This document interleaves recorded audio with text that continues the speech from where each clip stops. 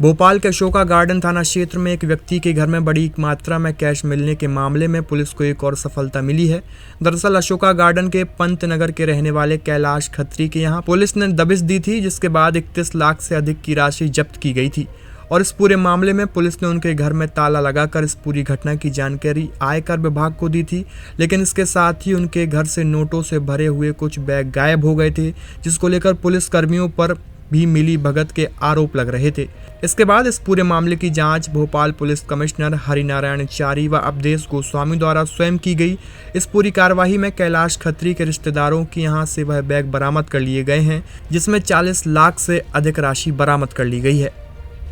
जैसा कि आप सभी को विदित है, दिनांक 9 मई को अशोका गार्डन थाना अंतर्गत पंत नगर में एक कैलाश खत्री निवास करते हैं, जिनके घर पे अशोका गार्डन के स्टाफ के द्वारा दबिश दी गई थी। इस दौरान उनके घर पे काफ़ी ज़्यादा कैश में रकम मिली थी, जिसमें मुख्यतः 10 के नोट और 20 के नोट काफ़ी बड़ी संख्या में थे,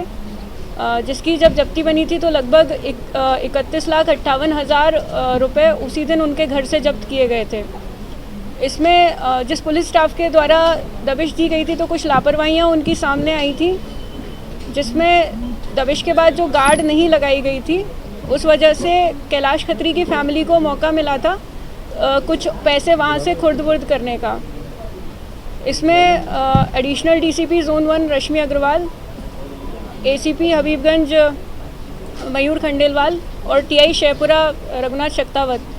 इनके नेतृत्व में टीम लगाई गई, जिसने खत्री फैमिली से पूरी पूछताछ की और जो भी सीसीटीवी फुटेज थे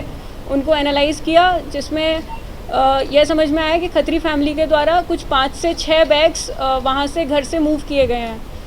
और इसमें लगभग 5 से 6 चेंज ऑफ हैंड्स हुआ था उस अमाउंट का, जिसमें सबसे पहले उन्होंने अपने घर से पंजाबी बाग में सिस्टर रहती हैं उनके घर पे मूव किए। उसके बाद वहाँ से बैरागढ़ में उनकी सिस्टर रहती हैं वहाँ पे मूव किए। उसके बाद फाइनली बैरागढ़ में गुलाब मेघानी रहते हैं ओल्ड बैरागढ़ में, उनके घर से फाइनली उस अमाउंट की जब्ती हुई है, जिसमें 40 लाख रुपए की जब्ती हुई है फाइनली। इसमें जो 9 मई को सीज़ हुआ था उसकी जो सूचना है वह तभी इनकम टैक्स डिपार्टमेंट को दे दी गई थी और जो आज इसमें जब्ती हुई है 40 लाख रुपए की, उसकी सूचना भी इनकम टैक्स डिपार्टमेंट को दी जा रही है।